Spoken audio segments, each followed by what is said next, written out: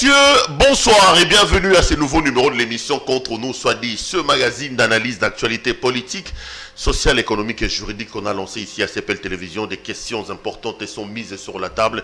Nous leur donnons un sens avec un invité sur le plateau. L'actualité dans le pays reste dominée ce matin encore par l'absence du consensus autour des animateurs de la Commission électorale nationale indépendante. Mbosso avait mis en place une commission paritaire. Que faut-il faire? Katumbi dit, dans cette configuration-là, c'est la ligne rouge. Si on y va, je vais me retirer. Que faut-il faire?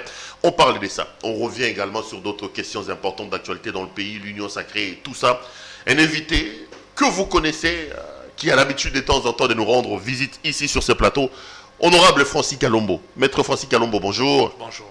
Merci d'avoir accepté notre invitation. Au Kenya, puis ça fait longtemps. Tu veux le rajouter? Invité, invité.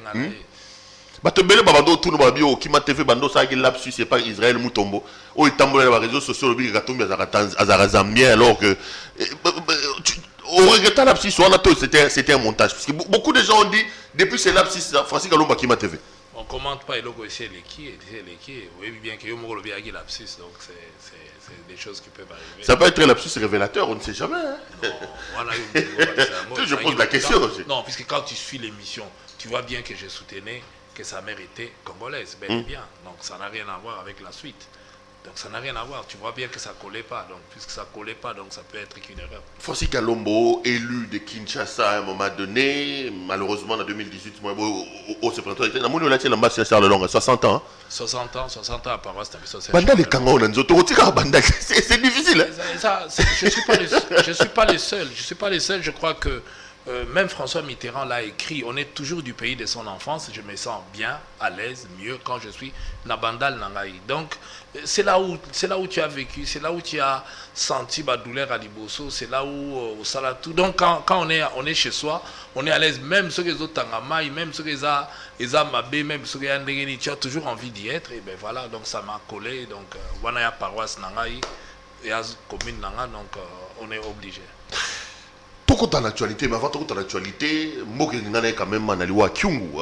Je sais que Yosa très proche à Moïse Katumbi. Kyungu c'est une grande icône au Katonga. Kyungu est décédé. On attend encore obsèque. Quelle est l'image aux eaux gardées dans Gabriel Kyungu? Je pose la question à l'homme politique, je pose la question aux Kassaïens, parce que beaucoup de choses se racontent autour de ça. J'avais reçu un frère ici qui disait que l'âme de Kyungu ne se reposera jamais en paix. Parce que tous les Bakishi Kassaïens poursuivront. Quelle est l'image que vous gardez de Kyungu? Est-ce que vous pensez que c'est un homme qui doit rentrer dans les panthéons de l'histoire, ou le mal, les erreurs que Kyungu a fait de son vivant vont le pourchasser? Vous appelez erreur, ça arrive à tout le monde de commettre des erreurs. Le plus important, c'est de s'amender de ces erreurs, de regarder vers le devant. Tout homme politique, à peu près, il y en a qui ont fait des choses dans ces pays dont on s'interroge. Il y en a qui sont encore vivants, c'est le moment de les interpeller. On voit tout ce qu'on est en train de voir aujourd'hui par rapport à tout ce qui se passe. Mais qu'à cela ne tienne, je crois que c'est un des grands hommes politiques que nous avons en République démocratique du Congo, qui a gravi des échelons, qui a fait beaucoup de choses. Tant de choses qu'on peut lui reprocher, tout comme tant de choses qu'on peut lui dire bravo, c'est encourageant. Avec toutes les controverses qu'on connaît de Kyungu, mais c'était quand même un homme politique avec qui j'ai eu la chance de beaucoup discuter, de beaucoup échanger. Et on apprend aussi beaucoup auprès de nos aînés qui ont vécu beaucoup de choses, et ça nous permet un peu de voir et de corriger certaines prises de position qu'on peut avoir pour des raisons X ou Y à un moment X ou donné. Quand on veut juger un homme politique, il faut toujours contractualiser le moment, le propos. Et tout ce qui est mauvais, on ne peut que condamner. Et tout ce qui par nos discours en tant qu'homme politique, cela peut amener des dégâts, on ne peut que condamner et corriger lorsqu'on est encore vivant, de manière à ce que les autres... Voilà pourquoi on apprend l'histoire, surtout l'histoire politique qu'on enseigne, c'est tout simplement pour que les uns et les autres comprennent. Est-ce qu'on comprend réellement? Parce que souvent on prend les autres qui viennent après, refont les mêmes choses. C'est pas de l'hypocrisie quand on est katombiste de dire ça, parce qu'on sait qu'au soir de sa vie plutôt Kyungu, c'était quand même pas le grand amour avec Katumbi. Quand il disait quoi, dans la 2023, on a retiré les poisons, beaucoup de katombistes se sont sentis visés. Mais bon, on est africain, il meurt, on va les béatifier pour Akoufi. Moïse Katumbi ne s'est jamais senti indexé par Kyungu Akumwanza. N'oubliez pas qu'il était son président de l'Assemblée provinciale durant tout son mandat.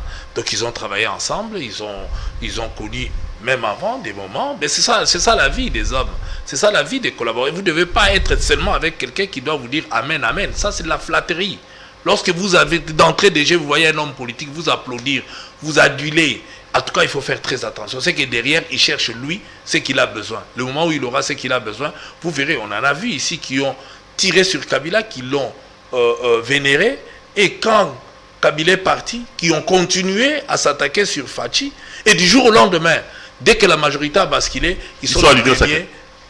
Je salue 2023, béton ou rien. Celui qui est contre, allez, dégage, moi je prends la place. Donc vous voyez, tout ça c'est des flatteurs, c'est des choses qui arrivent. Moi je préfère encore travailler avec quelqu'un avec qui de temps en temps, nous avons des chaufferets, de temps en temps nous avons des échanges, mais francs, où on se dit des vérités, plutôt que quelqu'un qui sera tout le temps à mes côtés, à me disant amen, amen, amen. Donc le ciel n'était pas nuageux entre Kyungu et Moïse Katumbi, contrairement à ce que les autres font penser dans les réseaux sociaux. Hein. Que les ciels n'étaient pas nuageux entre les deux hommes.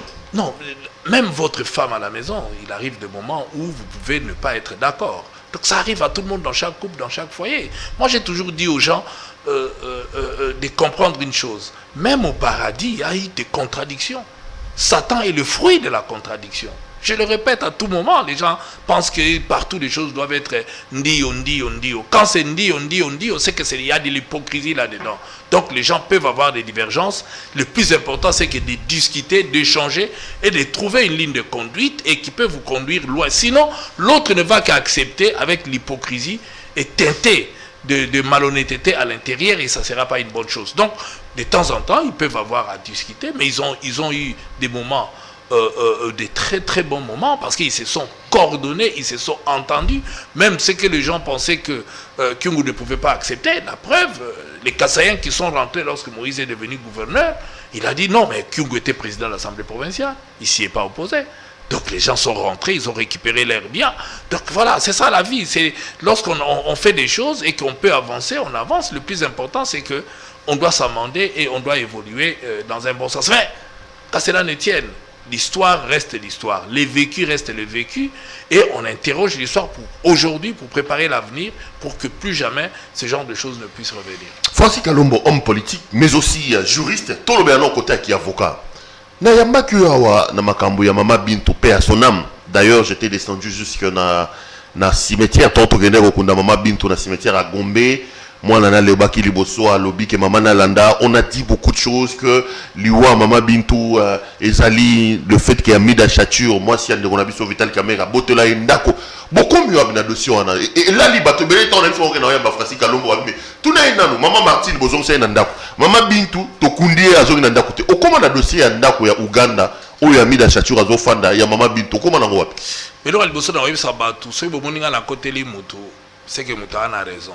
Quelque part, mais on ne me corrompt pas. C'est très très difficile. C'est-à-dire qu'avant la côté la moutou, na talaga, na monaka, na raison et que piste la solution est allée, on va pas avancer. Quant à dossier, il y a tout oh les loban ane batikala. Et comme je l'ai dit sur le plateau, pour moi l'objectif c'était que la famille se retrouve, puisqu'ils ont perdu. Mais aujourd'hui, j'annonce à travers Bino, c'est qu'ils se sont mis d'accord. Nanani. Madame Amida n'a succession, n'a pas famille Bintou, ils se sont mis d'accord, ils ont trouvé un compromis. Et aujourd'hui, je vous parle, Kimi Kota, Baza bien et Nini. J'espère maintenant que c'est du côté des avocats d'Amida de faire très attention, de tout faire en sorte que tous les héritiers puissent signer ces accords, puisque l'obitozong et la sundé tozongeli les lotés. Et nous encourageons ce genre de solutions parce que l'objectif n'a vu c'est que moka que des prisons to bisuba que des boynaboy. L'objectif pour moi dès le départ c'était qu'ils négocient. Maintenant que ils ont négocié, ils ont trouvé intérêt d'entente, j'ai dit bravo, coup de chapeau, c'est une bonne chose. Terrain d'entente ni yolobi gammi da zorinda wabato. Amida reconnaître que ndako les a yete a sombi en wapesi bango mbongo terrain d'entente ça veut dire quoi? Bah écoutez, ils sont au côté. Non, quelque chose au tika. Ndako zagi ya nani? Francis Kalombo. Yo lobaki Amida aboto ndako bato. Ndako ndenge na lobi, ndenge na lobaki, ndako ya laki ya Bintou. et Succession Bintou avait le droit sur cette maison et que Madame Amida l'a eu et Alaki Nandenge à normalité. Ça c'était déjà dès le départ et Bananaki parce que Mouto a Tekakinda Kouana la Mouto a Tekelaka Liboso, le juif là, à Sombara Mabe et Yagoto Pet tout très attention sur Ngo Somba Biloko, surtout à héritier, ça l'attention que tous les héritiers va payer sa corne à Bango. Ceux qui m'ont même sur un liquidateur, il n'a pas les droits. Donc, tu profites de la kao, tu as réglé, tu as bateau, il n'a pas les droits. Ce que Sombindaku, papa tika ki bana 5, yoke oyoka ina mi balé, ba teke le onda kuyeba ko Sombina noté. Il faut au préalable qu'il y ait l'accord de tous les héritiers et sur la vente, sur le prix et sur le partage. Seulement comme ça, loi et lobby. En ce moment-là, tout le monde a tranquille.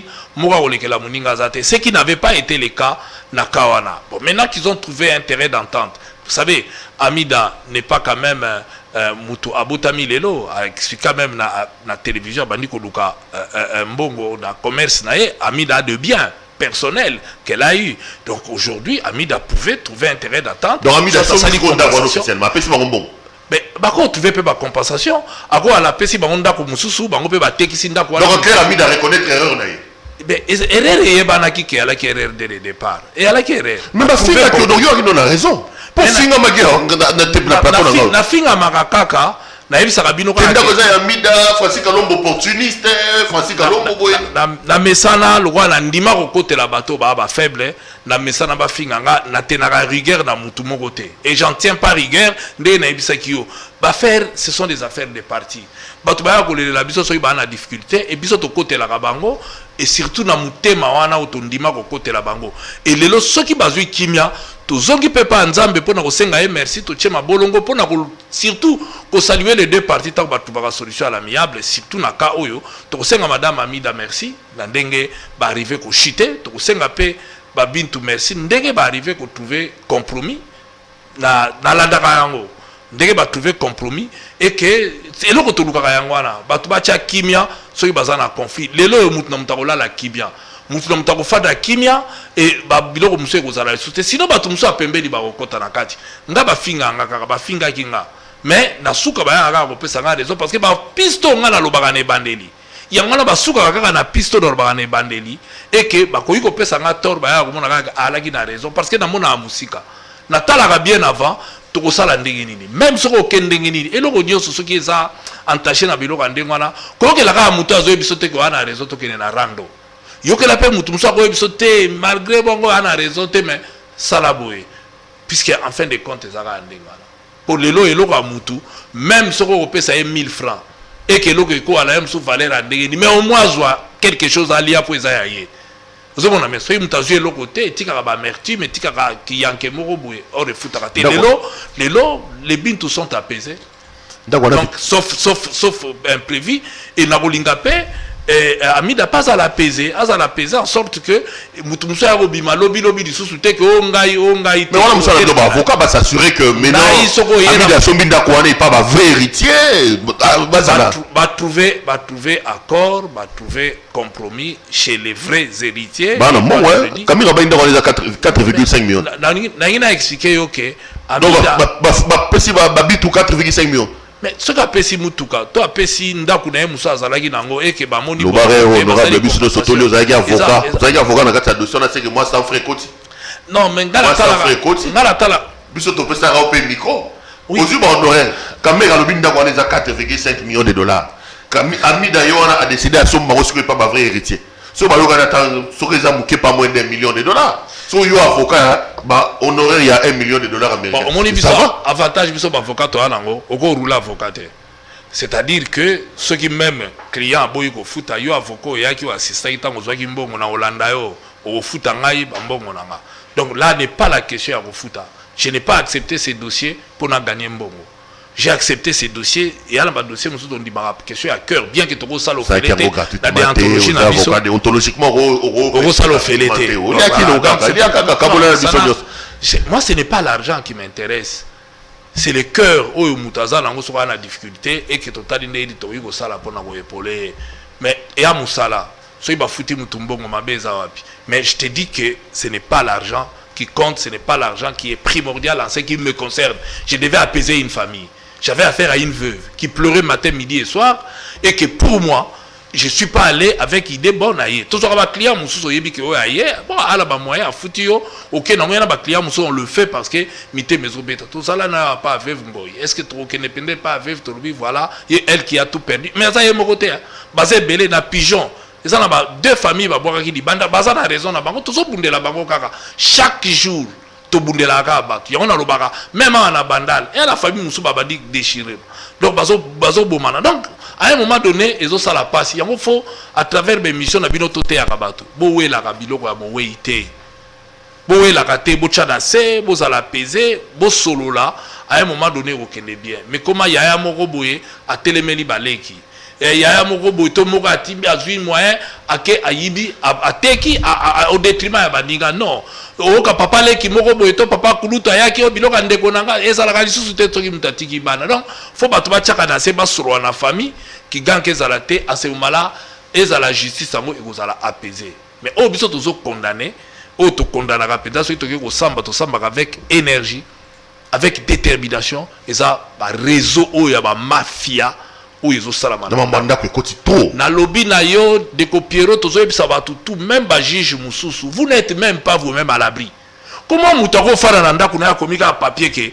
mama na ngatikela nga ndako oyo ndeka ko munda ki ya veuve ya balobi mobuta tikela ki mutu ndako na papier kaka mutu ba comme système wana sali papier akenango a valider mais mususu sali na dossier na cadastre a superposer sur oyabino azwe le ngope certificat ko benga la bino tanga se azwi yo otikali yolela mais tout wana akolesa mbongo komona ba jugement mingi aka par défaut ozalaki te miso ba ko fabriquer na bato donc à un moment donné tout la biloko on degezo le cas mais on est là pour to aider bato ba kota na ba droit na bango mais mingi bazo attaquer ba faible okuta veuve orphelin boana moyen te webide ko bandate voilà pourquoi ndeko Piero nazo senga merci na IG responsable inspectorat azo salisa biso misala ya mingi ya bien parce que tant ba ko bengala mutu na ndako ana raison ayeba te jugement taliete recours quoi là akobandela wapi akozongela wapi alors l'état congolais a sala malamu ya kucha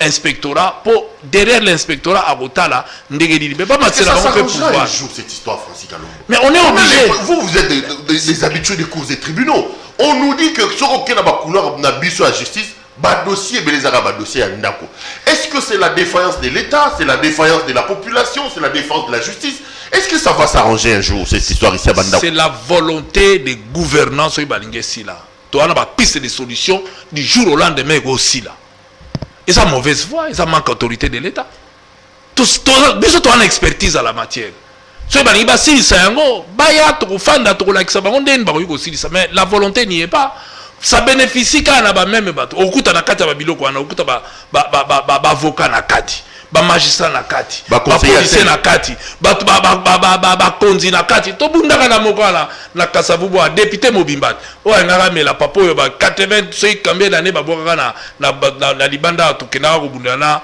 na lipasa na ngaje koko la même chose depuis là ça n'a pas continué donc classe mon côté zangi ba responsable de l'institution okuta bango ba la kati ba biloko na tel j'étais le nom moko na komela ki il y a pas longtemps responsable d'une institution na komeli tala eloko zo sala boye na boyeza mabe donc à un moment donné il faut total c'est une question de volonté politique volonté zate tant que to ba do soma ndako neti to soma nguba na ba coin neti ba soka mikate na ba coin mais biloko ngo continuer parce que mutaroya na ya lobinda kuna et puis a check te dit a fouti moi quelques mbongo et puis ba bengani yo vous savez, il y a un coup de chapeau parce que tant que tu n'es pas inspectorat, tu ne fous rien. Contrairement à la justice, c'est que ça la boue na boue. Ce qui est à yo, qui sont la raison, que c'est que bazon sont dans d'ailleurs, bo samba. Batona balinga ko samba te. Mingi bazo bajiment par défaut alingo samba te parce qu'il y a que ceux qui bakio ko samba contradictoirement par là. Comment yo go expliquer yo za na lupangu na yo na numéro 33. Mutu mususu aye asali lupangu na ye na numéro 32. Ou bien 58. Mais, aïe, côté pas na 33. Dossier na 58 et 33. Aïe, pas na 58. Pe à côté, ba yepe, ouisha ya bengani na la police, ba bengani yo. Nanda kuna yo. Osamba na été, et le côté albi et pas na nga yango. Mais tant ou tali dossier, bacheka krecha muke. Mais la cadastre dossier n'est pas mobimba. Heureusement, bata cadastre aussi coup de chapeau parce que bagarde la archive. Bagarde la archive na émission à to sali ndenge nini quelque part roi bagarde département belé au toucher à côté kuna ya au toucher gité et ko kendo bima. Ba kozonga na archive ba mona que au toucher qui. Il va dossier belé tozo décanté aussi grâce à ba conservateur ba tout biso ba na cadastre bazo aider biso parce que ba famille wana ko bandela wapi à s'embattre à une place à rebandela et puis grâce à bango pe tozo aider bango alors faut to senga bango merci même tout passe ça wa eza baka mususu Francis Kalombo na tuni en question là parce que non seulement qui touché population même ba kondiamboka tolali tolamuki tomoni bake ko bengana John Numbi na ndako tala minduki bimi na kati na landi ya ya mwasi lobi John Ndumbi ndako wana sombaki yango epa ya famille ki boesakina ezanda ko mo privé koto yo bata ministère à urbanisme babino ezanda ko l'état qu'est-ce que oza ko penser na déguerpissement sami na ndako John Ndumbi eloko liboso eloko mi balé mandoki ba photo ba shebeya ba photo yo soki ya ba Eric Lenge biloko nyo sote bimi na John Ndumbi et ça ko inspiré ni politiquement moi ça m'a donné envie de vomir à un moment donné. Oui, bon, je ne peux pas commenter dossier na la nion sur la quantité parce qu'il faut que na la élément nion peut permettre na pesa argument mais ce que je peux dire ça doit nous interpeller nous aujourd'hui au toit na pouvoir. Oui, quel est le comportement bato bana pour même ba konjo et armée et ça la police oh lelo bana pouvoir bana ba fonction. Il faut interpeller est-ce qu'il faut continuer la méthode voilà. Parce que na général faut na tom samandu ki nanda kunanga faut so bakangi bato ba dossier ya kananda ba dossier JCR kananda kunanga bakuta ba photo bato mususu bakuta ba congélateur ndenge nazo yo kawana est-ce que système wana esili parce que tout ba système ba cacho ya sama belé banda tanga mobutu tout le monde a condamné cela même ba autorité ba mususu ba ko ba continuer mais tant tozo koma pourquoi tozo éradiquer ngote pourquoi ils ont continué pourquoi ba mubambe ba mufunge ils ont continué. Il faut interpeller Bisso. Moi, je dis simplement que j'ai l'expérience, il y a dans le pouvoir, et l'expertise. Depuis la Deuxième République, je pense qu'il y a de ces choses où il faut interpeller Batouba. Non, à un moment donné, Congo, tout ça dépend d'un point frais, et puis tout bandit Congo, Mokoboué, il y a Sika, n'a pas comportement, il y a Sika. Oui, pouvoir et un des malades pour eux, les capartouba, au Bételoma. On a eu des pestes 37 ans de combat, vu pouvoir, mais. Et pouvoir et un. Tokotaka séminaire Morobo et séminaire animé par le feu, l'ancien premier ministre sénégalais Moustapha Niasse. Et il nous a souvent tiré les oreilles en nous disant Boké Banao Babengara ivresse et à pouvoir. Parce qu'ivresse à pouvoir est comme ça arrogant. Et comme c'est insolent. Oui, bateke l'eau ne couille. Pour nous, ma béco est là, hôtel, comme on sous-souté. On a la bagarre de corps. Nous sommes là, poli. Faut pas fongola yo embouteillage au coyer, bayangote, et l'eau comme côté. Et partant de là, eh bien, comme il est Ningisaka, c'est comme ça qu'on dit à chaque fois la moutou, pembena rappelle, eh, osara moutou, zonga. C'est comme ça à l'époque grecque, parce que vous avez dit, on a toujours dans moi, à l'andagé nasima. Pour rappeler que toujours osara moutou.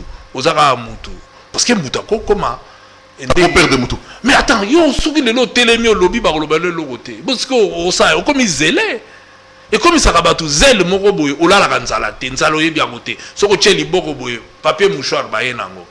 Ou tu es nalingi jus d'orange pressé, baye nango. Binalingi anana ou utaka nanga, baye nango mbamu. Nalingi le hombinzo na golia, ou uti mweneditu, et mbamu. Dis-moi, ce que vous avez la maîtrise, eh bien, moutero ninganao. Moutero ninganao. Elle m'a commencé à c'est que n'était après l'eau c'est ça les comportements tout le monde bao baleka qui bamsou basala ki yango et que lelo tout mais quand vous avez une image chinois aya na mboka na biso a loi afani yo kasi chinois na kota eka pamba ayeti akoti ti azui mine wana ti afanda ki pamba complicité bato ezate mais à un moment donné les gens pensent que bango bako décider basali nenga lingi tant que voilà ndenga la biloko ko marcher donc moi je crois que donc l'image des gens est interpellé ki o makasi interpeller ngai ezo pesanga mayele na ba oyo toza na bango ba oyo tout ba konzi parce que moi j'ai eu l'avantage dans mon salaire avocat à fréquenter bato belé ba na pouvoir so bakangi bango kendo tala mingi ba na pouvoir lelo solo na bango ndeko comprendre ba oyo ba ke ba apé bato et ça la centre il y a une rééducation et j'ai eu la chance de discuter mingi na le feu à Lamba qui me disait toujours le colonel qui me disait toujours ba oyo ba na pouvoir lelo so ba le kakana no awa va ba comme na pouvoir mais le bao sala magamba au salate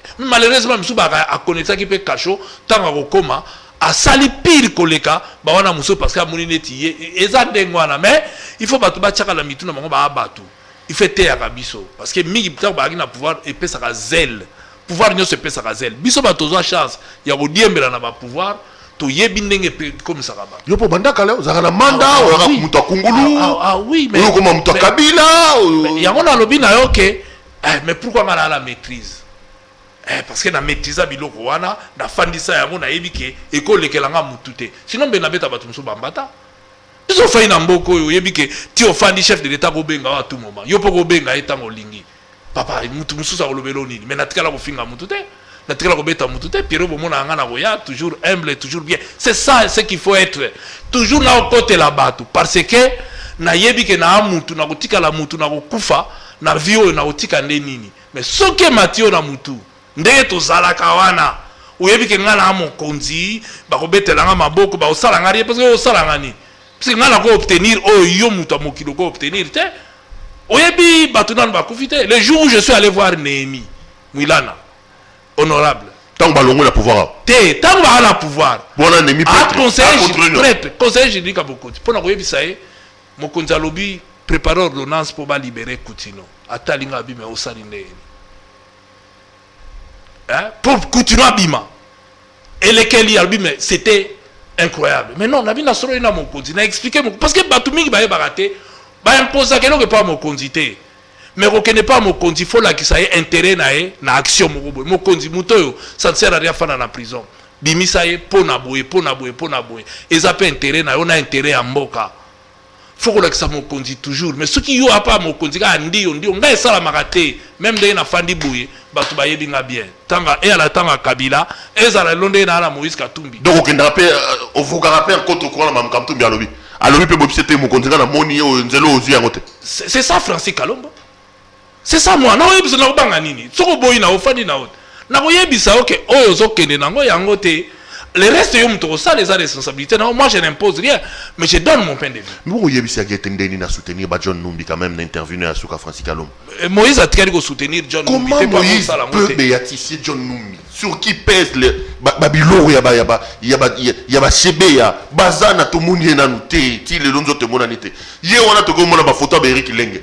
Comment Moïse Katumbi peut aujourd'hui plaider pour un monsieur comme John Numbi, Francis Kalom? Moïse ne peut plaider, il va plaider pour tout le monde devant Dieu pour te pardonner, Bango. Toujours, il le fera. Parce que Pape Moutou a tiré que Massa c'est pas Koufa, a pardonné et pas que nous rendre visite dans la prison. Biso toi ba humain. Le reste tu as non, ma mémoire va cheber, on a rien à faire pour Moïse Katumbi. Pour Moïse Katumbi, il condamne la justice à deux vitesses. La justice doit passer. Il faut ba samba. Il n'a répété bien.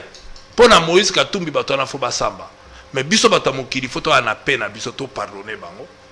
Pas pardonner bango mais justice ça la musala nae. Moïse n'a jamais dit que justice ça la musala. C'est pas ce que Katumbi a dit, j'ai l'interview avec moi ici Tanga.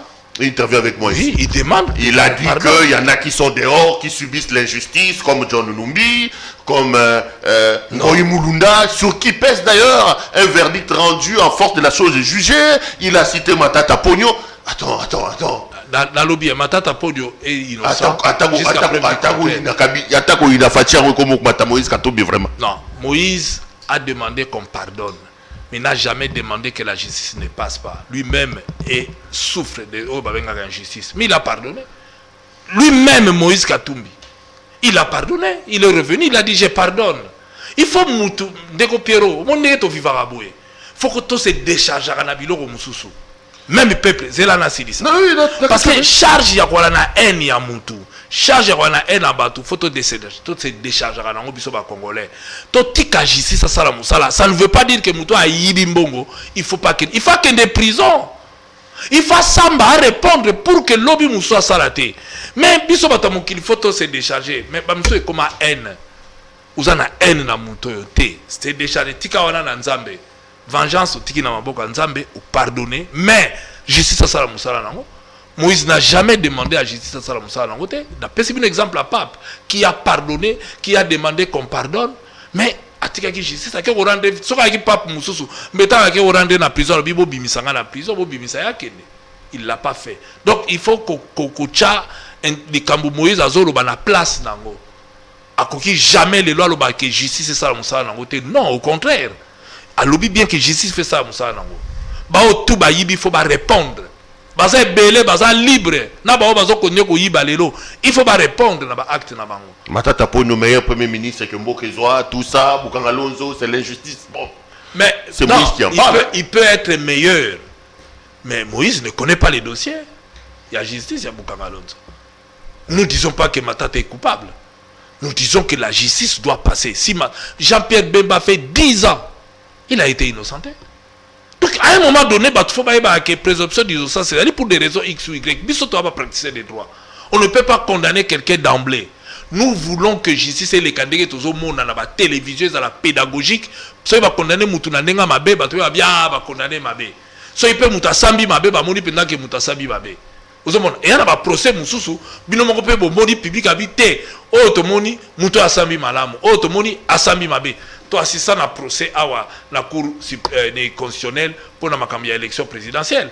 Qui n'a pas applaudi défense il y a pasteur Théodore Ngoy. Tout le monde a dit mais il a bien presté. Donc à un moment donné, c'est comme ça qu'il faut tout tambour la vie. Moi je crois que tout a détourné Rambongo et à l'État, moi je suis d'avis ba kangaye à répondre. Parce que Mouyibi trop c'est tout ça au tel makambezo les kalambo kalabiso ba et la ba santé ba millions kaka ba millions o ekendaka. Alors Mikolo Tozoyoka ba Congo. En tout cas coup de chapeau na IGF. Gilles Papa aussi au côté de la mitema ba congolais. À côté la émission à toquer la commune comme Matumboli. Mutalinga sala keba IGF akoya tokobenga IGF. Non, on dit de lui qu'il est folklorique, qui c'est un bras séculier que Félix Tshisekedi utilise contre les opposants. Papa. Ngai na lobby monsieur Sogibino. Un gendarme qui est tout le temps devant les caméras, est-ce qu'il y a na Congo bongi batandengwana. Na Congo bongaki d'abord batandengwana. Tu as pas touché un droit. OPJ a raciste, sinon enquête les arabes na réseaux sociaux enquête OPJ tout le temps devant les médias. Yo mona yo participer à droit mona. Attends, zela, expliquez-moi. Na poto bikolo yo kité balobi kutuke l'ancien candidat président de la République, ancien premier ministre de la France. Dossier. Na lukutu yemo kazu invitation te si ba bambole on ba réseaux sociaux que fasamba. Moi je suis d'accord méthode na eza méthode à malamu. Pour yemo ko papa lokolo détourner yemo à l'état, bana non anda ku déjà bazo biso papa, toyoki kuno yiba kizongi sambongo. Donc c'est la grille pour na yo un bon boulot.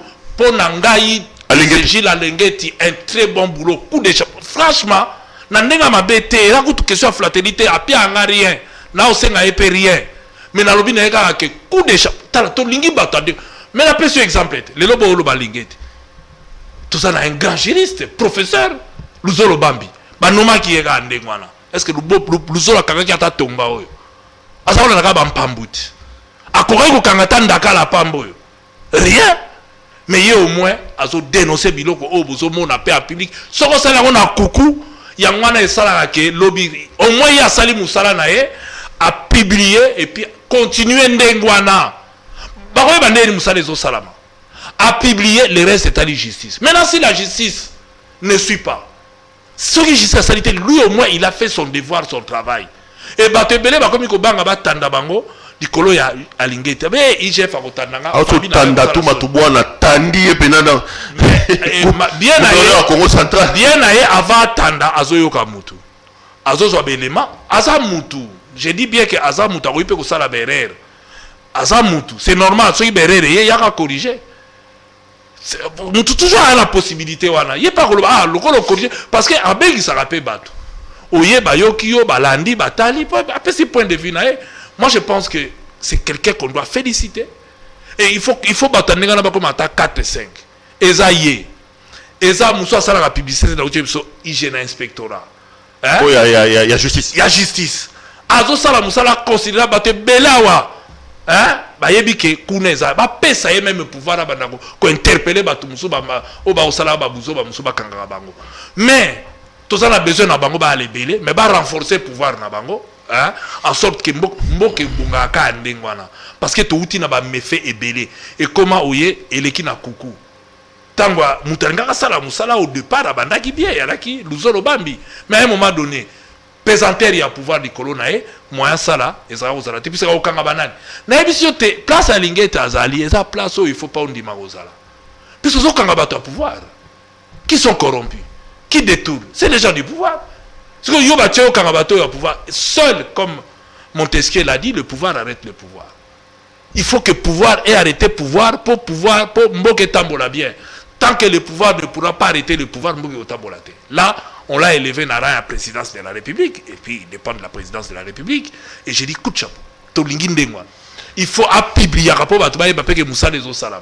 Tout ça, on attend à RTNCT. Ah, les lois, ils ont la télé. Ah, bah, tu peux voir Hollande. Tant que la RTNCT, c'est un directeur. Ça a fini au bouton ici. Et si les lois, Alingate ata RTNC boy, yo piro olakisa, Peter agolakisa, boy agolakisa, bosole golek. Donc partout, tu peux y moko. Nanda kuna check caméra pouf à tout. Mais bravo quand même à monsieur Jules Alingate. Le travail que lui j'ai fait, au ligné to linga et télé au na Congo. Jules Alingate c'est comme si on atteint combien au combo na mutaro molenga. Les là candidat qui atala mboka mususu ya Congo à n'importe quelle circonscription électorale à Roga. Monsieur Alingate, chapeau bas, donc courage pour le travail que vous faites. Francis Kalombo, sur la politique. Est-ce que, tout le monde tourne ma question sur interview à Katumbi, je l'ai lu, je l'ai rélu, il a eu du mal à cacher le malaise qui existe entre lui et Félix Tshisekedi. J'ai vu à l'UDPS, on a réagi pour lui dire, Azor courage, naïe, Abima, Union Sacrée. Est-ce que vous pensez que la présence de Katumbi à l'heure actuelle, aux côtés de Tshisekedi dans l'Union Sacrée, ce n'est pas de l'hypocrisie? Est-ce que Katumbi a encore sa place dans l'Union Sacrée aujourd'hui? D'abord, Moïse n'a aucun problème avec le président Félix Tshisekedi. Là, je souligne d'abord, les rapports qu'ils ont, ils ont très bien. Maintenant, en termes politiques, Félix n'est pas seul. Il a toute une équipe, tout comme Katumbi a toute une équipe. Donc, maintenant, dire que Katumbi est mal à l'aise au sein, effectivement, il y a de quoi mettre quelqu'un mal à l'aise au sein de l'Union Sacrée. À mettre Moïse Katumbi mal à l'aise. Donc, reconnaître que Katumbi est mal à l'aise aujourd'hui à l'Union Sacrée? Non, je ne reconnais pas. J'ai dit simplement qu'il y a de quoi mettre Katumbi mal à l'aise. Katumbi mal à l'aise au sein de l'Union Sacrée. Quoi par exemple? Qu'est-ce qui vous embête autant dans l'Union Sacrée? Non. Quand on se réveille un beau matin, les membres de l'Union Sacrée font des choses qui vont à l'encontre. Il y a Otoyo Kanaki. C'est quelqu'un qui n'est pas hypocrite. Bon, c'est pas la moudloua à Katumbi. Plutôt que bateau, balobagate, makambaza, on a mis thème. Là, au moins, vous avez quelqu'un qui vous dit, oh, eza mabeto réparé. Pourquoi vous n'avez pas franc parler? Au moins, il y a la Katumbi, il y a la poto, il y a franc parler. Alobi, il y a la moutema, il y a bombité, moutou, moutema, ma bende, a bomba, il y a la moutema. Ozolia moutou, c'est, bravo, Fachi, mais la moutema, il y a le Ozoluka poste, ce que je poste, c'est l'imbongo pour nayo, mais Fachi wana, lobby, batandie, le rôle qui pour capo, yozo sala. Moïse est l'allié le plus sincère que Fachi peut avoir. On peut ne pas l'aimer. Mais moi, je sais. Mais les ambitions des uns et des autres, ils ont un problème. Mais na répéter les sous. C'est pas là la moudroua Katumbi azolo boa kan. Ça bité loko ils a bien. C'est au côté na obonga na CPDT. Na mutoyo a osala hypocrisie parce que bolingi ba. Il y a des pèses kabuya zoba. So bolimbi bo kengete. Bo bimat. Mais ce qui moutou pas monique franc parler na biso za mabe benga ni bisote. Bon ils ont un problème ni. Bon ça va benga na bino boke bino monte. Non, tolobi mais bisote mabe nini o eza o bisote.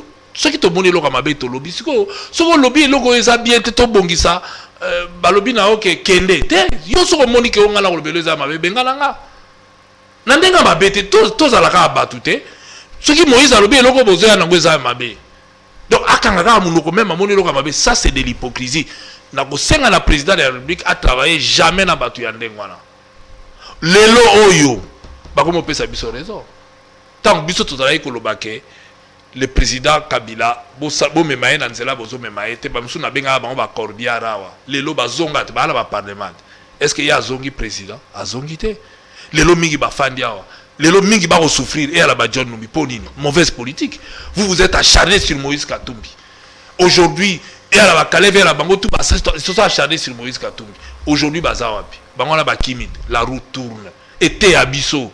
Quand on a l'Union Sacrée était abisso. Les mêmes choses qu'on reprochait à Moïse parce qu'il était franc avec Joseph Kabila.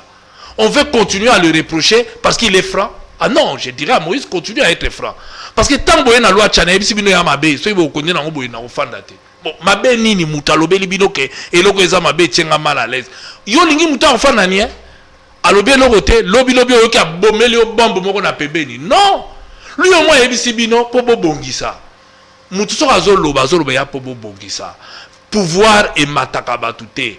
Pouvoir et apesaka ba frustration o batu bazanango. Pouvoir ezali po e fingate et attaquer te et réagir na modèle yozoloba nanga wanate soko lingite kende. Ça c'est de l'arrogance.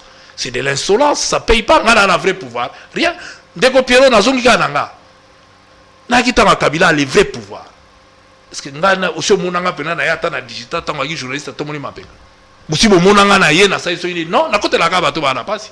C'est ça le vrai pouvoir. Il faut qu'on apaiser bateau. Pouvoir, c'est une arrogance, c'est une nini, donc tu n'as pas le pouvoir. Ah, tu n'as rien compris. Il y a un lobby qui pouvoir, on a une décision méchante. Donc, si on a les locaux, on a l'État, l'État, Azali, voilà mon pouvoir. Na hôtel, ça m'a tout déplacé, na bengi, policier yaka, quand on a tout est télémi mabe, bah qu'est-ce afuta amande, quand afuta amande, pas à moutou, quand il discipliné moutou. Donc, les restes de salaté pouvoir et à arrogance et à pesaka parce que mouto tout azana pouvoir il faut ailler baki bato ba ndole la ka ailler il y a ça on a pas apaiser bato azana pour acha insolence ni arrogance ni kende na yo mais alors même les lots abeba bengani même les lots Moïse alobi na kenanga et changer tout le moment Moïse alobi on l'a considéré comme ligne rouge.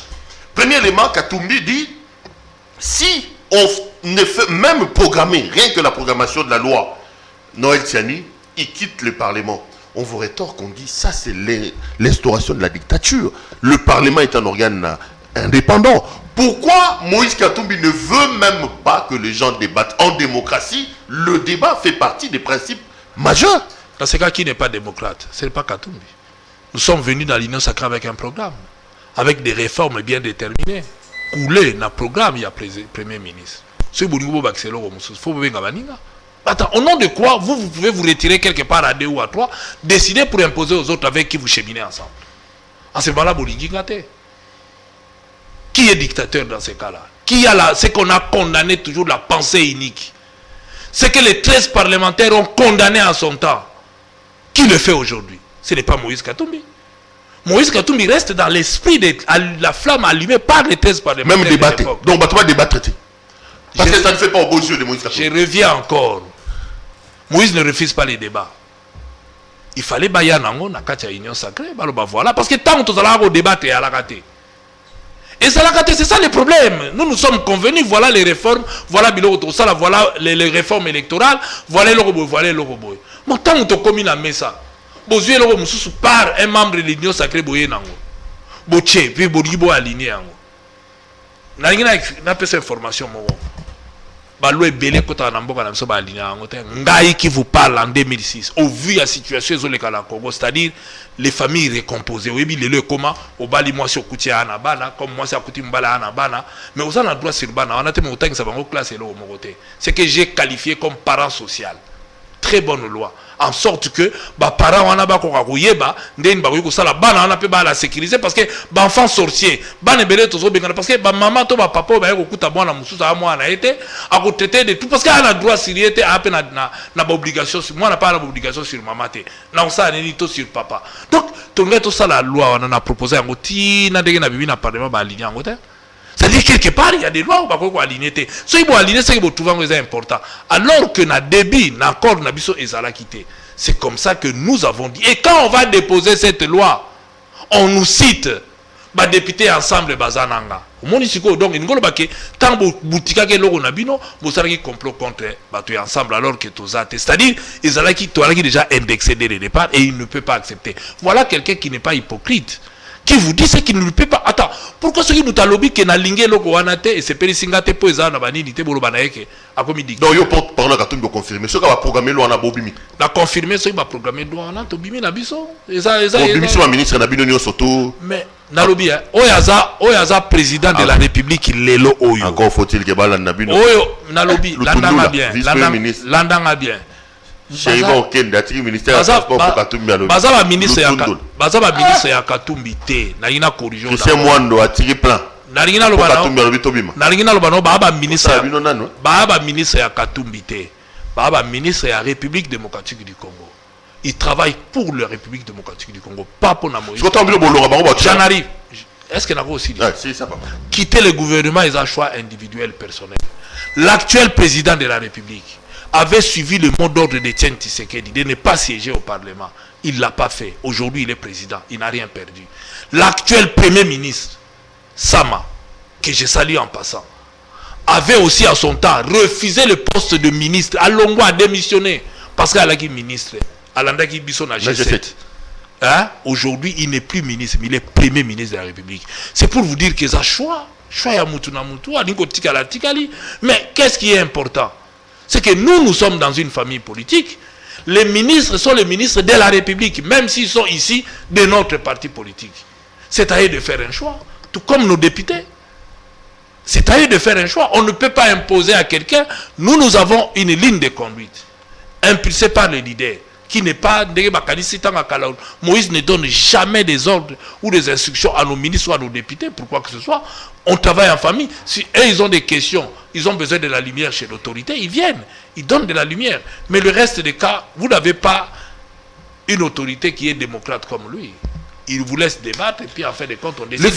Ça n'a rien à voir avec l'Ikambouya, Okanisa, Okoboya. Mais maintenant, on va débattre de quelque chose qui viole la Constitution. Quel est le résultat de ces débats? Le résultat, le président de l'Assemblée nationale a même débordé. Pour aller au-delà même, il y a des prérogatives de nationalité. Il y a des les gens ont déconné ici, à cause des débats. Est-ce que le débat Bonde Bongi, tu as installé en auto, discuter dans le Congo, bimi même dans le contexte, il y a loi, dénaturer même et non.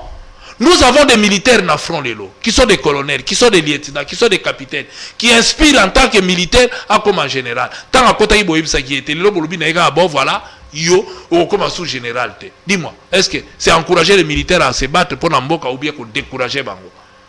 C'est une loi mal réfléchie. Et vous nous voyez nous aller débattre de ça? Non, on préfère pas débattre en sans biso. On ne dit pas que ce biso to lungwende union sacrée quoi. Non, union sacrée ko tikala et vous avez la majorité nango et on continue à gérer. La majorité na bango, mais nous ne pouvons pas débattre loko to yebi que résultat nango za mabe pour namboka na biso et que décourager armée et que décourager ba policier ba nyoko maka tongo midi pour ba otambola. Yo yebi c'est déjà que yo en tant que policier au comme à la grade boy alors que tant à côté qui à la guité. Est-ce que tu penses que c'est normal? Français belé hein, ba généraux mais. Francis Kalombo. Les fayoulistes sont en train de se moquer de vous, nuit et jour. Baba, vous avez fait confiance à Félix, alors qu'il ne fallait pas lui faire confiance. On dit de lui qu'il a trahi tel, Batomaté, Fayoulou, a trahi na Genève, a trahi Kabila, a trahi. Est-ce que vous regrettez aujourd'hui le fait qu'on dise que vous ayez décidé de donner des béquets à M. Tshisekedi?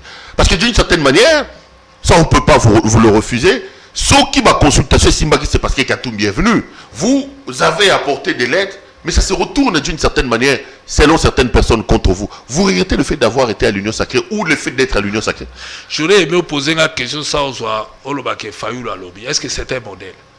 Il y a respect, il y a Badi. Lui, c'est un modèle. Lui, qui parle aujourd'hui, c'est un modèle. D'abord, il y a Sali Katumbi na Bemba.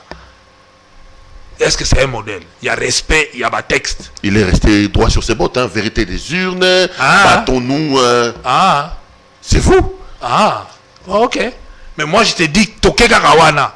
Pour y aller, qu'on respecte le texte ils ont régi le bino. Est-ce qu'il y a un respect? Il y a pas la modèle. Faut le modèle. La posons la question par rapport à Bilo Kouana. Oh, il y a lobby wana. Pour y aller, tu analyser quand tu as bandara à cornaye. Ou la mouki na tongo lobby na bengani bato. Kaboye. Sur base de quoi? Mouzit okundaka plénière oyebi ke na parlement soko kokisi 11 nini absence 100 nini mais azwaka mbongo akendaka te batuni yo mpo nasala mosala libanda ya mosala peuple mbongo ali daka sa mosala peuple. Alors omoni sikoyo est-ce que moral eza na kati? Est-ce que bawana nde olingo pesa biso modèle tolanda? Fayou na Mouzit obaba modèle te. Mais au vu d'un pays yebiso ka ko vit un comportement na bango moko. Tu sais quand tu reproches aux gens des choses, il faut se l'appliquer. Il reproche aux autres l'illégalité. Il y a l'illégalité. Légitimité. Alors finalement, à quoi bon? Nous condamnons l'Union sur Yamabe. Moi, je condamne l'Union sur Yamabe. Mais je condamne aussi les faits à Mbongo, il y a parlement. Et puis, je ne condamne pas seulement Mouzito. Je condamne Mbosso. Voilà un président. Parce que selon le règlement intérieur, Mouzito fait oui, voilà un président de l'Assemblée nationale qui accepte des choses comme ça. Qui les écrit aussi. C'est ça le problème. Oui, Mboka la biso, hein. Tant que tu peux gérer Mboko par rapport à sentiment et non par rapport à ma texte et au régime biso, et tambola te. il est grand tato la mukato fongola miso. Yo président de l'Assemblée nationale, un député qui passe à la télé, il dit na touche à Gambon en anko. Na yaka na ngate na boyate po boza ile jimpe na fin du mot fouti. Bengana manque autorité na ucho ebiswa. To tuni makamba pangwa wati. C'est la même chose. Alors il passe à la télé devant les médias. Il vous dit que Nazorambongo Félé, mais IGF lobby il fallait faire le dossier. Il est président de l'Assemblée parce qu'ils ont un budget à l'Assemblée. Il fallait comprendre que bah défier mais moko yo. Pour un sentiment moko boye, il y a politique te so to longolier ba koloba ba sala boye état d'âme. Un homme d'état j'ai appris chez Kengo Adondo. J'ai eu l'avantage d'échanger longtemps avec Kengo. Je me suis dit vol, tu as voisin dans un avion. Alors là, qui m'a gagné et naïba maële. Un homme d'état n'a pas d'état d'âme. Il n'y a pas d'état d'âme. Et le président de l'Assemblée nationale, étant donné qu'il est défié par Mouzito, doit prendre une décision. C'est ça l'État. Ce qui dit la moussier. Je préfère encore Nenge Fandaguinien, pas lorsque quelqu'un passe devant et il vous défie. Vous devez agir. Je préfère encore Martin qui, lui, a quitté, a démissionné, suppléant à Azali. Mais lui, non. C'est lui-même qui continue. Toujours la question. Vous regrettez le fait d'avoir donné 70 ans de béquilles à M. Tshisekedi dans son union sacrée? On ne regrette absolument rien. Si c'était à refaire, vous referez la même chose. On va le refaire. Nous pensons que Félix Tshisekedi avait besoin de nous. Et il ne faut pas qu'on soit certitude, il y a lobby, s'il faut refaire dans les mêmes conditions, nous allons le refaire. Nous pensons que l'avantage que nous avons, nous disons tout haut, automoni amabe, automoni, kalape la kabine bandima kabisote. Les lois comment peut s'abisso réseau pour bamonisco que l'embelé pouvoir recueillir. Les lois européens bandime la biso pour biso to la ça va chez malam. Ezala na kaya seini. Ezala la kaya ba loi bazo ya kanango. Ezala loi mo ko mimela biso longo. Tout le la seini justement. Parmi l'autre ligne rouge, Katumbi dit que la configuration actuelle, il y a Seni, Sori va continuer, lui, il va quitter l'Union sacrée. Qu'est-ce que vous reprochez à la procédure au niveau de la loi sur l'organisation de la Seni, mais aussi, les lois il y a un blocage, il y a un blocage, au Kadima, au reprocher la procédure? Comme c'est la Moïse Marambo à l'obité. N'a aucune phrase ou à l'obité, n'a porte-parole, peut-être, il n'y a pas de mais ce qu'il dit, baluka moyen to salango ezala consensuel et qu'elle n'en est malade. Non mais le but c'est appelé nous rouge. Le consensus c'est se retrouver non mais n'attends interview. Mais t'as interview. Ngala linga omoni ko bakisa mwa mungu ana pilipili soke leke belé biloko ko mabe. Non, je corrige. Il demande à ce que tu la concession de Rosala et biso so to tinda ki ba kombo na biso na noté ne ba senga biso c'est parce que to into yeba ba repesa biso poste nini. Nous sommes disons en réalité nous sommes la première force na union sacrée en termes de nombre de députés. On en a 70. Aucun regroupement ouais na 70. Les transfuges GF c'est pas l'équipe. Mais baza ki zoba zoba. Est-ce que ba na feti na diputa ki zoba zoba et au pasukat.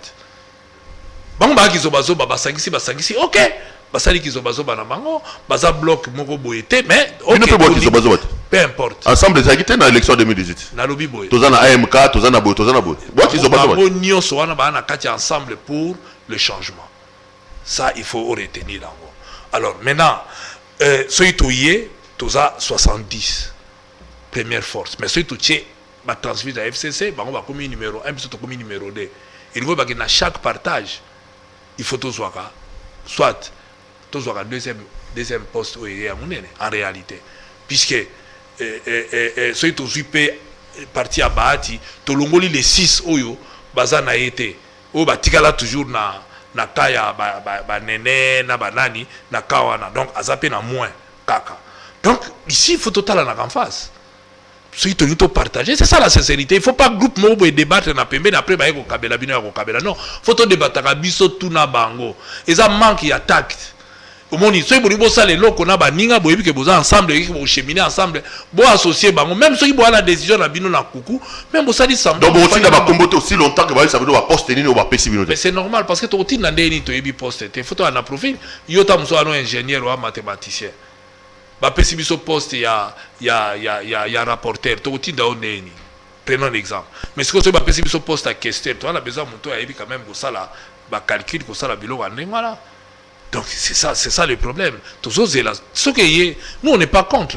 Les réformes ici, Kobo Sarate, que c'est Lutundu là qui est un des nôtres, qui a apporté loi on a au pot de réformer quoi. Tout ça contre le moté metolingi, na cadre comme ce qu'il y a pesa ba combo, hein? Toyeba poste ni ni poto pesa. Entre-temps dossier de Denis Kadima yo lobani.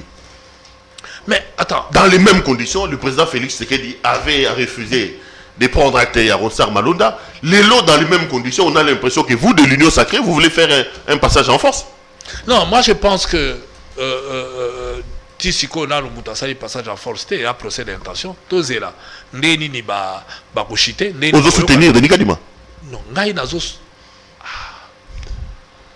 Et suis j'ai l'impression qu'il y a bien été. Et suis non, mais et au soir matin, ils ont oui, mais na kamwe au tout nangai. Est-ce que il y a un lobby. Est-ce que la confession religieuse? Na kamwe au tout nangai, la confession religieuse poste wana ya président, ils ont revenu dans la confession tout nangai o ya biso. Ils ont revenu dans biso ba politicien na opé son point de vue nanga, mais poste wana ils ont revenu na ba salianza. Na pas tout na question. Na ndinga ba salianza. 6 balobi ba voter de Nikadima. 2 catholiques na SSC balobi pas question. 6 est déposé PV. Pour na yo est valable. Tous en compte PV na bango, toto salani. Oui, et ya la ga ndingala banda biloko ndé tous évoluer na ba makambango. Église de réveil hein et ya kaka. Moi je pense que biloko ngonyo ces ozanga ndé boanya. Ils ozanga tact. Bazana ba règlement na bango, hein, ba na biloko na bango e gidaka bango. Et le nezaki ba fan autour d'une table ba appliquer. Alors c'est bazangi boanya ba tuna. Parce que j'ai l'impression que ce babadi dit ce bamsou babimi na balabala, oh bakemo mais pour nani? Pour nani ngala obimate to fanda to débattre tina souka to simizela to si vous êtes incapable déjà il y a mener débat ya fanda alors vous avez responsable moi de l'ozo comme ça nga voilà bon na comprendre et puis to lingi kaka na mboka na biso na uti ko yebisa o na mboka na biso to linga illégalité or illégalité souka kaka et comme ba germe ya ba futur conflit tout chabiloko pour une fois tout ça la biloko est la légal tout aider président de la République na équipe nae de ba décider ba que na biloko tout ça la biloko na ba norme et puis opinion azolanda biso so ibosi boyokana ki bokende nango état de droit ya ngwana tokoyi te ko sala 2 poids 2 mesures. D'un côté nous soutenons l'état de droit, de l'autre côté nous soutenons l'illégalité du genre on a uti koloba awa siko ozwaka mbongo ofandi na à l'aise obeti mabongo et muto pa koyi ko kata parce que mbongo muzito azo yibate hein. Mbongo muzito azo yibate bazo futaye. Mais c'est au président de s'assumer. C'est à lui de s'assumer, c'est au bureau de s'assumer.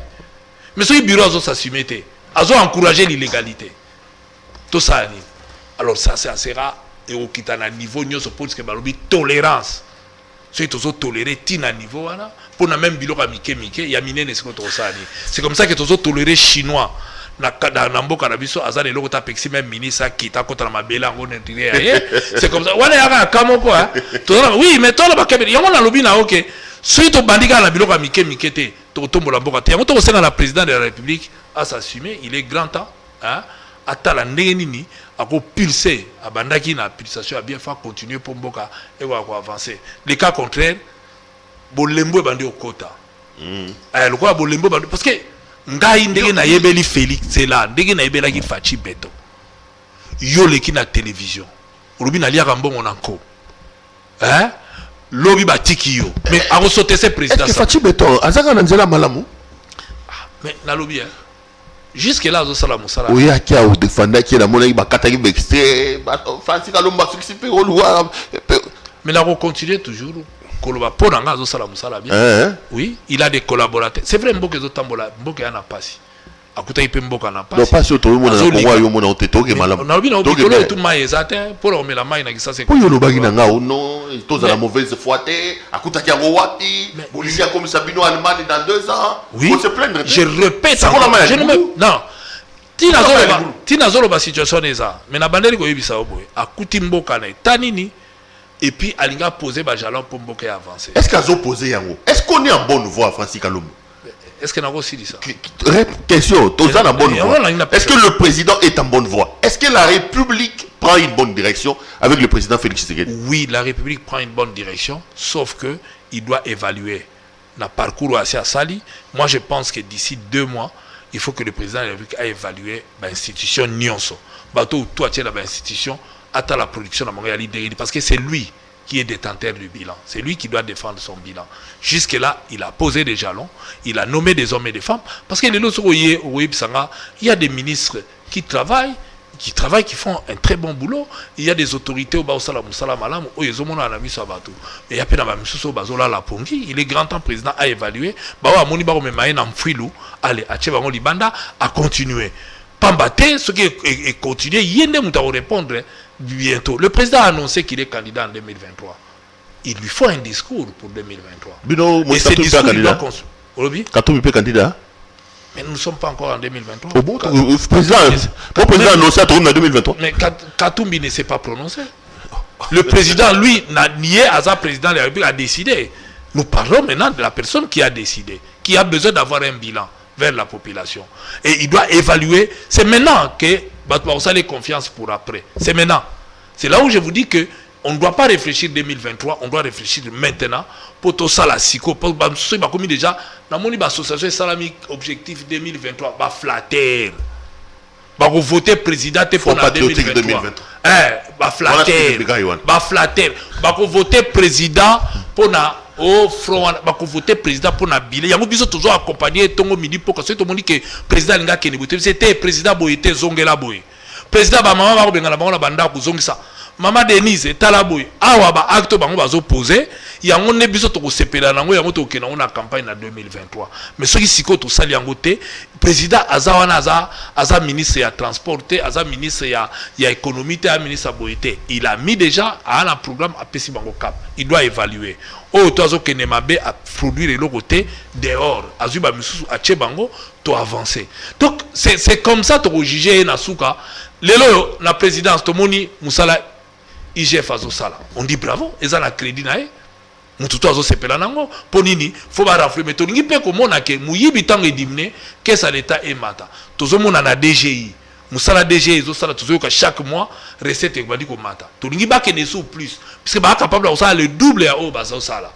Donc il faut pas que les sous plus pour mboka na besoin pour mbongo ya na mboko. Pour sikoyo tant on découvrir biloko ba chinois ou l'état soit infranté. Ce qui l'état récupéré nyoso wana. Il faut pas que budget pe ko mata. Biloko te ko mata. Mais il a fallu qu'un journaliste vienne de l'extérieur après avoir eu des informations pas que non. Nous avons des services de renseignement dans ces pays. C'est à eux d'aller et de remonter. C'est humiliant quand même, il y a constaté que même fake découvre qu'il y a des hommes d'affaires ici non répertoriés qui travaillent, qui fonctionnent dans ces pays sans que la répertorier. Donc c'est pour dire qu'il y a un travail à faire et qu'il faut pas sévir na kawana, il faut pas la ndénito que l'impunité si là va continuer. À ce point-là, IGF ça là tout et le a crédit toujours à président, nous disons bravo, mais pesa ya mabe toujours alerté. OK. Président Keba nzela ozo kende et vous ala bien te. Na peso exemple makambazoro ba ya ata ya seni. Ce qui ngai na laki na place ya batu mususu. Na ko même pas discuter. To monaki awa Pierrot zalaki awa. Président Seni batu ya MLC à l'époque Njoli ou rien. Croyant que Njoli allait bloquer à la dernière minute. Rapporteur ya Seni ala Kalamba. Mutaï de pes. Asala gidi. Attends un PVT. À ça la rapporté. Donc quand on est au pouvoir, on est capable. Bah tout baroya. Bah on sort là yo. Alors au nom de quoi beaucoup nous lenga d'entrer déjà alors que vous en avez pouvoir. Non, il y a un ce pouvoir et lenga raté. Pouvoir réagir ça parce que biso to fréquenter pouvoir to yebi donc ba tcheka là-bas kalaba ba qui est rapporté à IDP ça. Mais croyant que tant on va bloquer. Mais qui était en face? J'aimerais bien le voir. Qui était en face? Qui était en face des candidats? C'était pas le président de l'IDPS. Que les rapports ont dit qu'il a gagné les élections. Mais il y a un Aïna Sabango que Bozo s'est poumonné pour rien. Boya expertise et Fandi. Mouto toi a pouvoir. Il peut à tout moment pouvoir y avoir un moto nango moroboy.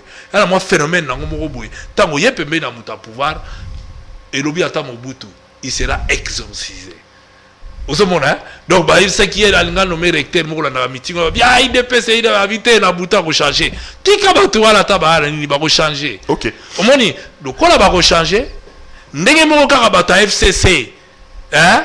Bazalaki FCC ba edi na TI batu ya et ala batu ba participer à la négociation. Botika. botia la bino ba droit de veto te pour battre ceux qui ont pouvoir incapable.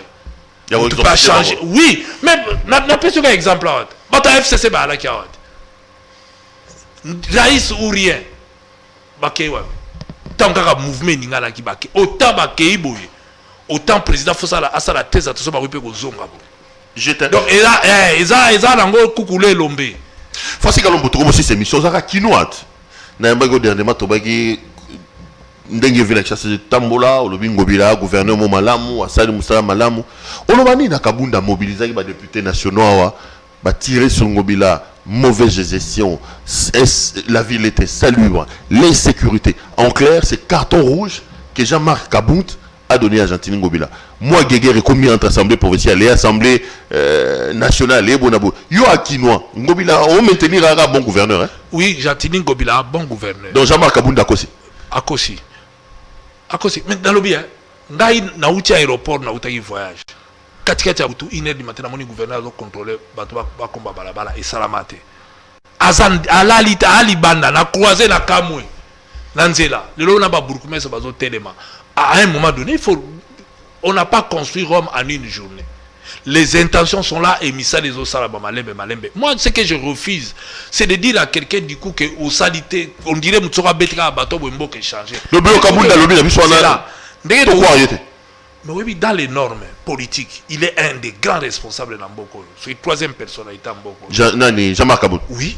Et sans compter que lui, il est à la tête, il y a parti où il y a Mokonzi et puis il y a pilote, il y a Union Sacrée. Chantini est dans l'Union Sacrée, et l'eau de Ozanga Benga est dans l'Union Sacrée, et l'eau de Zangio, ni ne Zangio pour tout ça la boîte. Vous avez pas moyen. Oui, que le gouvernement central est beaucoup moyen, la province est belle, moyen de décoller. La province est belle, moyen de décoller, à freinage des autres dans le gouvernement central. Lui, il est autorité budgétaire. Il est autorité. Il y a une autorité qui pouvoir réagir ça. Il est là, Batuna Kengo Adondaza. Moi, j'ai eu des enseignements, pas grand. N'ayez na kufite so bakabu ya lumuna basa bakaputo ba forma biso bakufa kengo encore vivant pas se ressourcer. Le pouvoir ne se plaint pas, le pouvoir agit. Jean-Marc ne peut pas se plaindre, lui doit appeler le gouverneur, doit le mettre là, doit lui dire voilà aux arabiso atika opposition d'ako sala musala wana pas parti au pouvoir. L'opposition peut le faire, mais non, ce n'est pas parce que vous voyez, non. Parce que moi j'ai le pouvoir, je peux agir. Nako le laté. Nako télémelaye, toye bisaye banda lobby to télémarato longola ba misala, mais il y a un effort quand même, il faut reconnaître où ils ont ça. On habite que ba problème tout est résolu parce que to kuti ba immondice na mboko yo partout salité, mais au moins effort les autres ngesa la na conscientisation ya bato. Faut qu'on continue. Tout ça na bandal so to biminga na ya, on monite que na moni pano mo wana ba combattre. Comment on combat tous les jours les arros salamate ah on a bandal mais j'étais quand même content la tambola na monnaie minda bandi banda chibango ti magasin voilà na mon quand même pour maquiller loana a chez moi bon to critique mutu quand il faut critiquer mais na monnaie quand même minda malembe non maquiller les peli minda ba koki ko sili sa te banzela peso salama malembe tala ba tonga Paris to Rome na mukolo moko te mais il faut que population a conscience que na ko boaka to bimina ya ba kombi na tongo to bimana ya ba bouteille ba plastique ba bois qui lisusu. Donc il faut que biso peto soit conscience que to yuko boaka bi boaka te mais to ko senga na l'état a disponibiliser biso ne ba sali na Gombe et à la République de la Gombe te coup de chapeau to moni na commune na Gombe ba poubelle ya li ba poubelle ba kwenyonso partout ba zo boaka ba botie la biso ngo pe partout de manière à ce que bon reprocher biso te ya ko boucher ba terrasser. Et l'angesi la kalate, c'est le moment autorité à nettoyer la biloko tout. Mbama côté la biso mbula liboso ko beta. Po ba caniveau tout kuna, hein, ezali boucher, il faut nous saler salama ya kolongola yango et puis ko luka place ba ba na chaka yango. Moi ici, ndangina lo baka eloko moko. Ce qui m'a bezali na lo ba mabeza. Ville paye la possibilité au sala mbongo. Siko ba fusa ba vignette.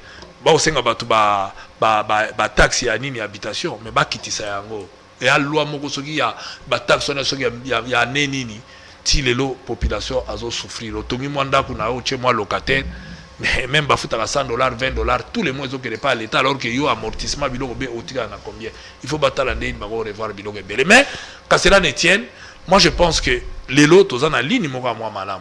Mais babilo a mike o diviser biso et a distraire biso te pour tozonga sima. O toi kozwa mboko dina mboko a okutana mboka ndenge yali a ko beta bateau te mbala mboka changer. Il faut un certain temps mais la ligne président a agir. D'ici là a évaluer bat mandataire na parce que au moni lanterne ezali. Ti lelo ba mandataire o baza ya union sacrée. Basaka bateau balaki kala et comme ça il pouvoir échanger Ngapé, union sacrée au Tikali. Ngapé, mais, me fait nous autres reprocher à Bango que Basara Yimabe et Tikali. Et on prend les mêmes, on fait quoi? On recommence. Okay. Alors, partant de là, il est grand temps, Basala, et il est grand temps, Tamoulaïti, mais ce qu'ils ont fait, qu'est-ce qui bloque? Et monsieur toujours ma suspicion, Babylon a Mike. Et monsieur Gomion, on aura parce qu'on doit bien avoir déterminé, n'a bétaliso, mon récepélissao. Parlant de la ville-province de Kinshasa, le gouverneur, le ministre de l'Intérieur a annoncé qu'il y aura des élections et il y aura une élection ici. Il y a vice-gouverneur à la ville de Kinshasa. J'ai appris que Jekoko Mulumba est candidat à vice-gouverneur. Je tiens à lui exprimer tout mon soutien, honorable Jekoko Mulumba. En tout cas, il faut Jekoko Jekoko Mulumba, vice-gouverneur de la ville de Kinshasa. On a li passe à nous au CPL. Un candidat et puis à la soutien total. Je pense que aïe bien que pour voter, il faut tout sur le député. Il y a la ville province à Kinshasa et aïe bien qu'il a besoin de tout. Automatique, je pense qu'il a mon soutien. Pourquoi j'ai dit j'ai quoi mon soutien? On peut lui reprocher beaucoup de choses pour biso tout droit na reproche na vie. Mais à sa qualité mon que moi je reconnais en lui, en tant qu'ami, en tant que quelqu'un avec qui on a fait un parcours, quand il tient quelque chose, il y va. Il a des défauts, mais il va. Et aspect moroka ngala ngona ye, ils ont déterminé à la soutenir les alliés, kolinga population, appuyer population tant que population a la difficulté. Il n'a pas de concurrent. On n'a pas de concurrents. Non, là, il a quand même démontré. Beaucoup démontré dans Kingaboa, les gens ne donc, pas les voilà pourquoi. Dans ce domaine-là de. Voilà. Donc, voilà pourquoi. On peut tout lui reprocher, mais Bolingwa population. Bolingwa population, voilà pourquoi je pense, pour une fois, prenons quelqu'un de cœur, hein, qui va agir avec un cœur, et d'un côté, c'est aussi union. D'un côté, on a quelqu'un, mais Gentili a un cœur aussi. C'est quelqu'un aussi qui agit surtout. Ça y est. Mais, candidature. Non, soutenir Gentili. Moi, Gentili aussi, ça y est déjà. J'ai Coco à la maison. J'ai Coco pour la tchao na mesa. On est là sous Gentili. Pourtant, on a un loba ce soir. J'ai Coco au soutien. Gentili, voilà ma. La série, j'ai Coco pour la mission qui est automatique parce que c'est quelqu'un qui a aligné la population et il agit par rapport à l'intérêt à la population sans attendre rien de retour comme on a toujours agi. J'ai dit tout chapeau et nous espérons qu'il sera notre futur gouverneur de la ville-province à Kinshasa et que ensemble, tu vas appuyer. Mike Mukebai, junior de Malemba, Batundio Soto en assemblée provinciale.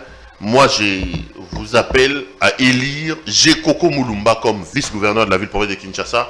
Honorable Jekoko, en tout cas, pour ce que tu fais à Kingaboa, tu as tous les soutiens. Non, ce qu'il fait à Kinshasa. Jekoko ne fait pas qu'à Kingaboa, mais il faut que Barango. Jour où tu as la Kassabouba, ils ont la circonscription électorale. Tu as sollicité quand même à départ. Ah oui, mais parce que. Tout le monde a été dans son corrigé. Toujours dans la réalité. Jekoko, tu y a gagné, tu bunda gagné. Azara pour la circonscription électorale n'a été. Azara pour la Kin Mobimba, au moins tu as une responsabilité à ville à Kinshasa. En ce moment-là, on le verra à donc l'Assemblée provinciale, le député provincial, donner une chance à l'honorable Jekoko Mulumba comme candidat au vice-gouverneur dans l'élection Ezoya. Allez, honorable Francis Kalombo, merci. Non, bah, il s'est le moni, Nachelo Jekoko s'est payé. Voilà, il passe à l'anglais. On a dit que, on a assisté à une émission, on a dit que il passe à nous, Saloma et Saloma, c'est bon. Allez, merci à mon équipe technique qui a fait un travail remarquable pour me permettre d'entrer en contact avec vous. Merci à l'honorable Francis Kalombo qui était donc ce soir notre invité. Retrouvons-nous demain pour un autre numéro. Portez-vous bien et restez branchés sur nos programmes. Bonsoir chez vous. Je vous recommande la boutique La Londoloise. C'est Judith Londolé. Si vous voulez être classe, chic, être habillé, être admiré. Parole de Mopao Mokonzi.